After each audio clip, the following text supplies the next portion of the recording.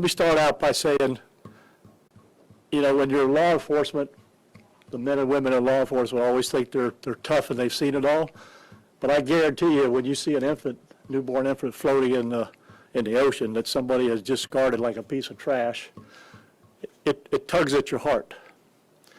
So, you know, the dedication and the involved in this case is really exemplary. You can't do these alone.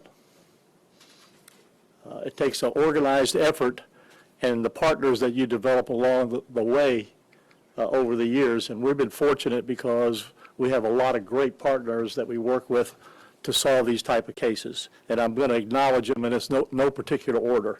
Of course, you have the special units from the Sheriff's Office. The Crime Lab was very instrumental in this, as long as the forensic scientists. The Medical Examiner's Office, we always are working cases with them every single time. The U.S. Marshal's Office, we've got a great relationship with them on tracking people down. Of course, State Office has to prosecute the cases, so they've been along and been on board the whole time. The Special Victims Unit is the one that started this case out and worked it to the end along with our partners here. So what I'm going to do now is I'm going to turn this over to Captain Stravelli, let him walk you through it. At the end, we'll let you answer some questions, and then I'll make a couple closing remarks. Cap. Thank you, Sheriff. My name is Stephen Stravelli. I'm captain here at the Sheriff's Office, and one of the areas of responsibility that I have is the Special Victims Unit. I'm very, very happy and proud to be here today. It was 4 years ago that I stood in front of these same cameras and asked for the public support and trying to figure out what happened and who this unidentified child was. And I'm very, very happy to announce that today we have all those questions answered, that it's due to the remarkable work of multiple employees at the Sheriff's Office, as well as other agencies, as well as our brilliant laboratory scientists and prosecutors. I would be remiss if I didn't announce that the lead detective for this case is here, and I'm going to let her come through here and tell you a little bit about how she developed her case. However, I'll just give you some background here.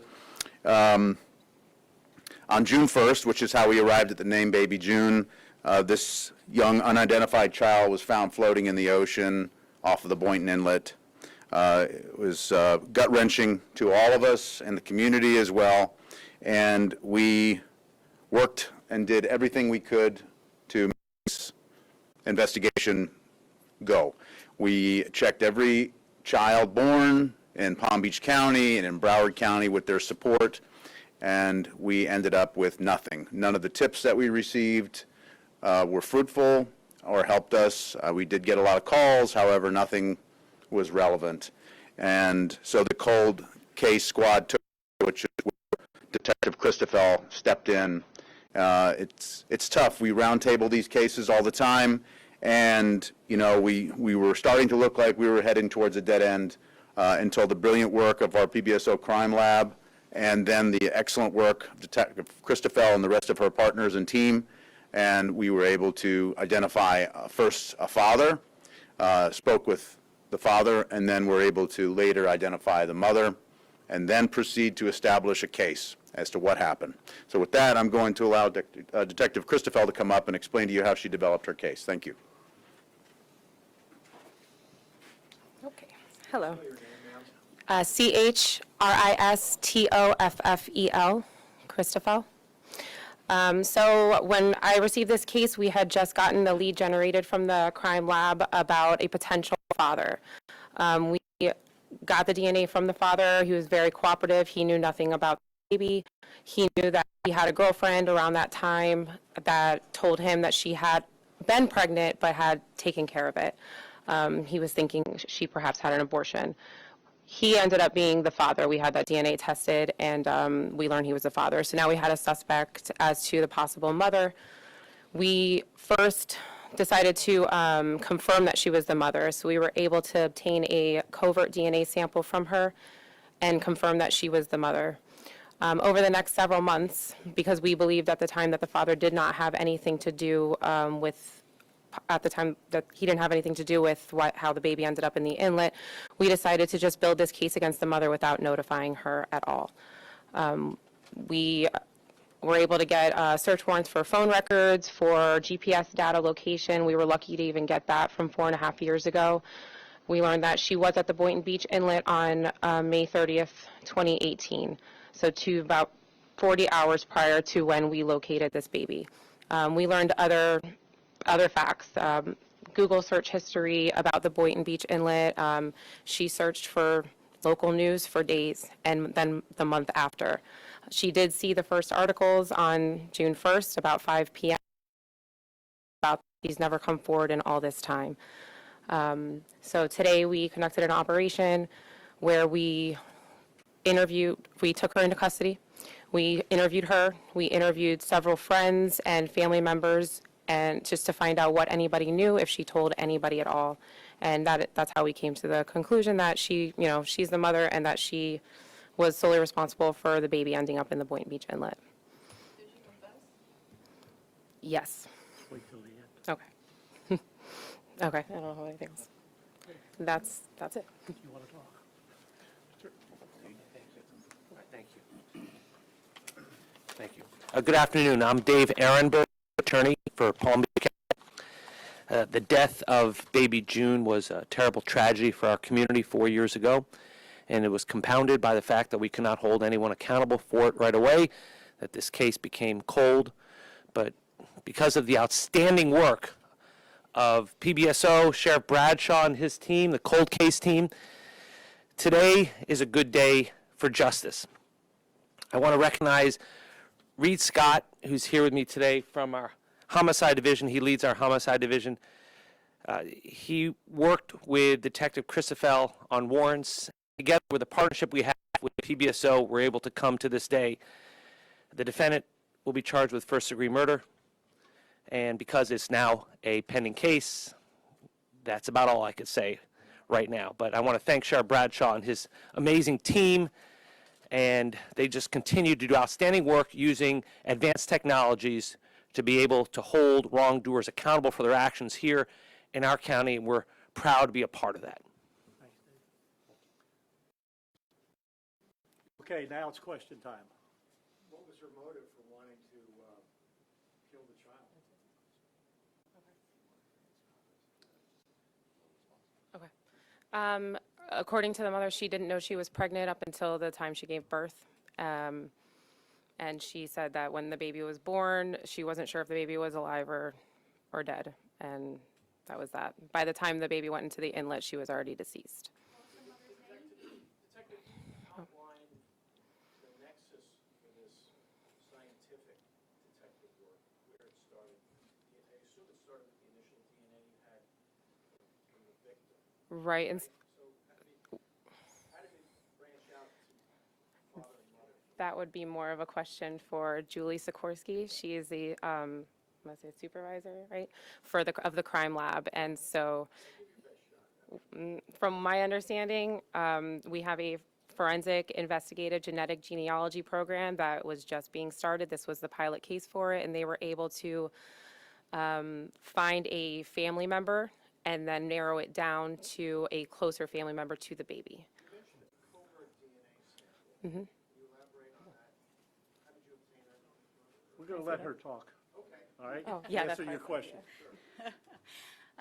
Julie Sikorsky, I am the forensic scientist supervisor of the forensic biology unit. This case, we did develop a profile from the deceased child. It went into CODIS, which is the National DNA Index System, and we had no matches. We searched for family members or relatives in that database. So over the years, we continued to work on this case.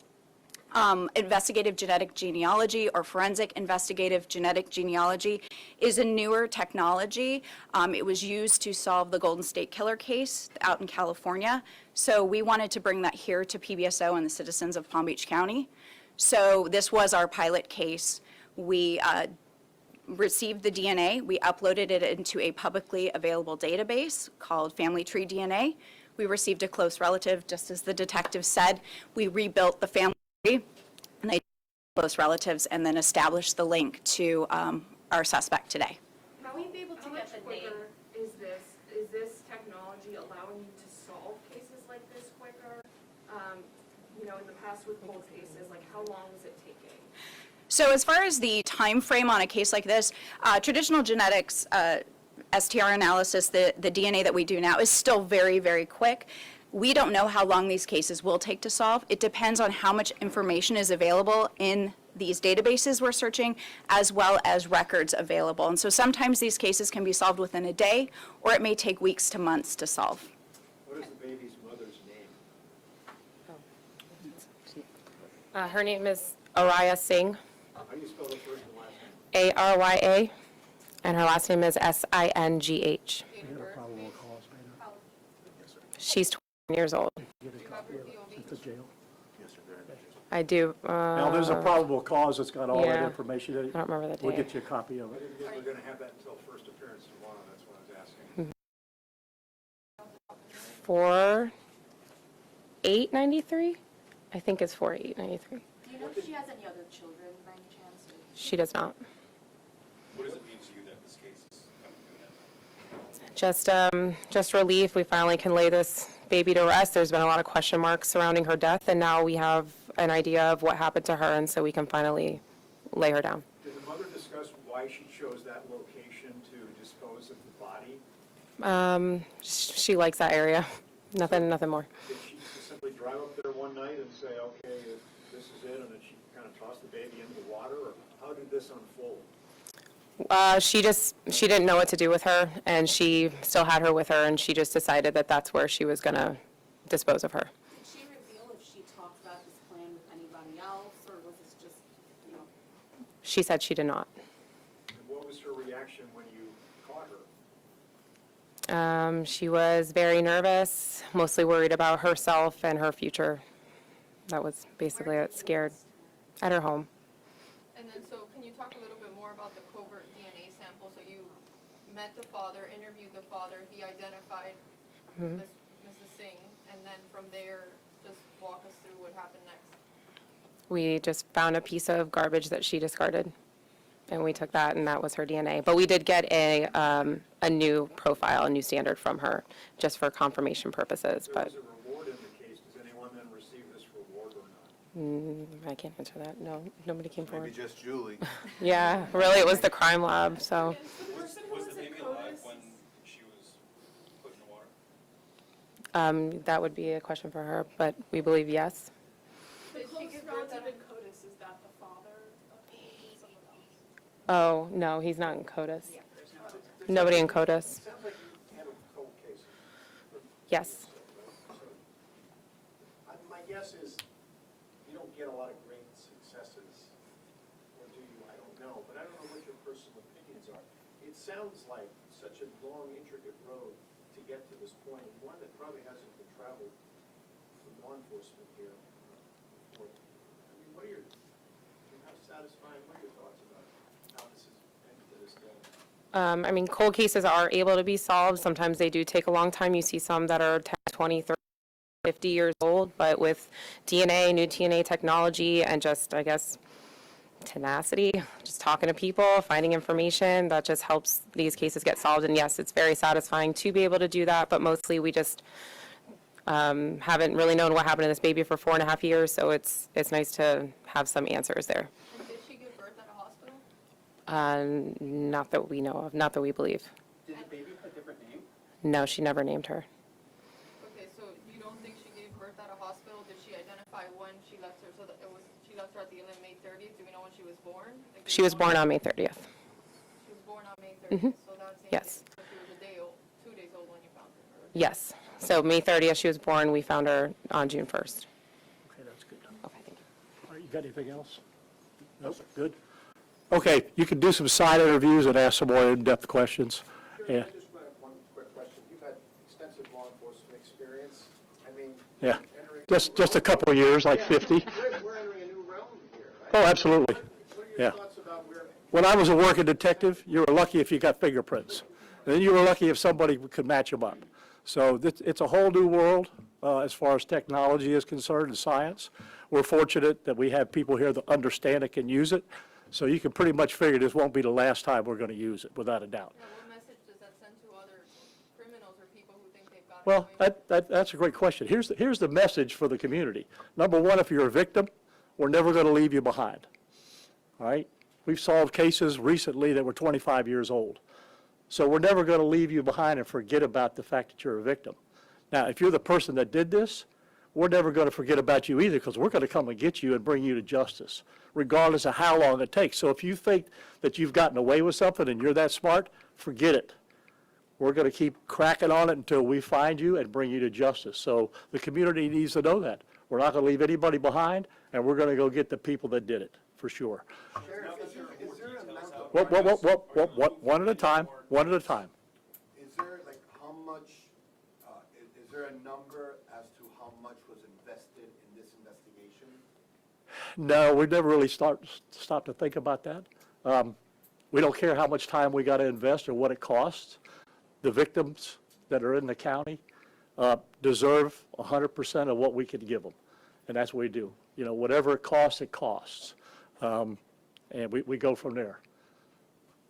Where was the other? Details coming out in this case, are you looking for any more people to come up, say if people, I know a lot of fishermen congregated at the inlet, maybe someone saw someone throw something in the water, are you still looking for? No, I think the detectives, they've done a great job on getting what they need. Of course, if anybody's out there that's got any information or can be an eyewitness, we'll certainly talk to them. But the detectives in this case have done a fabulous job. One more. Were you able to retrieve any surveillance video from that day in the inlets? No, not that I know of. What city does she live in and what does she do for a living? I'll let you ask that afterwards. So we talked about how this technology had been used before in the California Uh-huh. case. Is this one of the first known cases nationwide where this technology led to, or one of the first big cases? Well, I don't think it's the first one nationwide. I think it's the first one in Florida. First one here for our agency. Yeah, it's the first one here that we know of in Florida. The other one was California. But I suspect that more agencies that have high-profile cases or cases that were thought to be unsolvable. I mean, we had a lot of people at the beginning saying, you got nothing. You'll be lucky if you ever find anybody in this. Luck hasn't got anything to do with it. It's the partnerships that are here, the people that we work with. Like I said, this is not one singular agency working towards this. This is all the people that you see behind me, all the people that I mentioned, right, to get this done. Okay, thanks. If you want to do some side interviews, grab who you need, and we'll go from there.